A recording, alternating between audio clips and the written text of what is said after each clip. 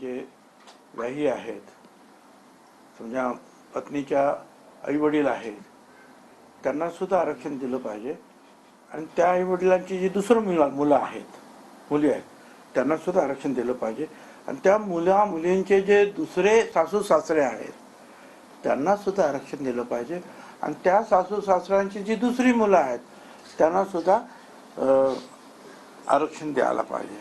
अशा रीतीने जेवढे म्हणून जे आहेत अशा हे होईल ती साखळी, त्या सगळ्यांनाच आरक्षण द्यायला पाहिजे.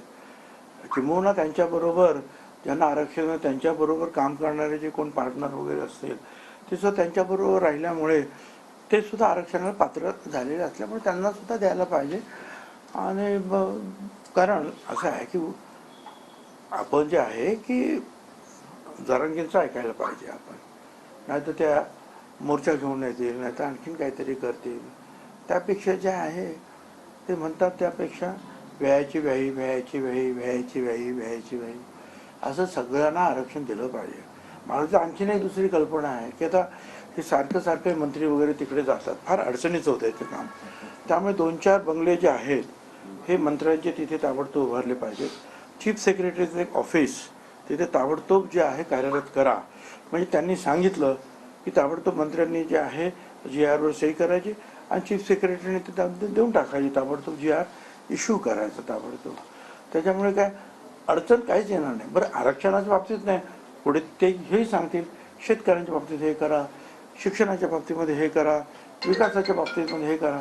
आपल्याला त्यांचं ऐकायला पाहिजे. त्यामुळे जर तिथेच जर ह्या मंत्र्यांची काही राहण्याची सोय झाली तर जाण्या येण्याचा त्रास वाचेल. आणि जर चीफ सेक्रेटरी जर ऑफिस तिथं आपण जर सुरू केलं तर ताबडतोब चीफ सेक्रेटरी सुद्धा त्याला न्याय देऊ शकतील. हे तुमचं भाष्य उपरोध ते त्या मनापासून ही तुमचे मुळात मनातली खतखत आहे. कारण की मुळात हा प्रश्न उपरोध तुम्ही थेट उघड घेणारे भुजबळ आता एकदम वेगळ्या भूमिकेवर का आले. आणि मग काय माझा पाठिंबा आहे, त्यांना द्यायला पाहिजे सगळ्यांना.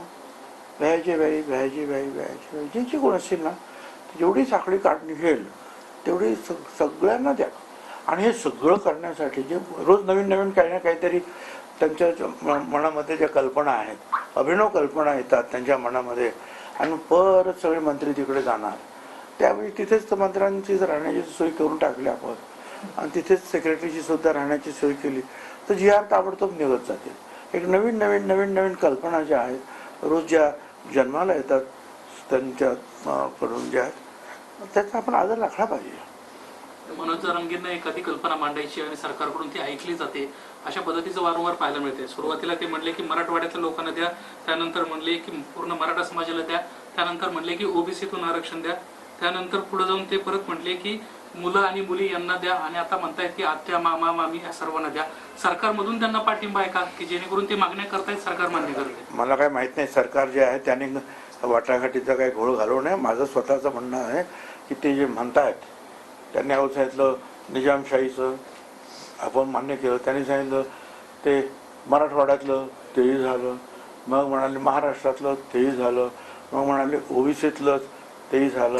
आता ते म्हणतात आईकडच्या लोकांना तेही मान्य करा, आईचे जे आई वडील आहेत त्यांचे मान्य करा, आईचे जे भाऊ बहीण आहेत त्यांना मान्य करा, त्या भावा बहिणीचे दुसरे जे काही सासू सासरे असतील, मेवणे असतील ह्या सगळ्यांना मान्य करायला पाहिजे आपण, असं माझं म्हणणं आहे.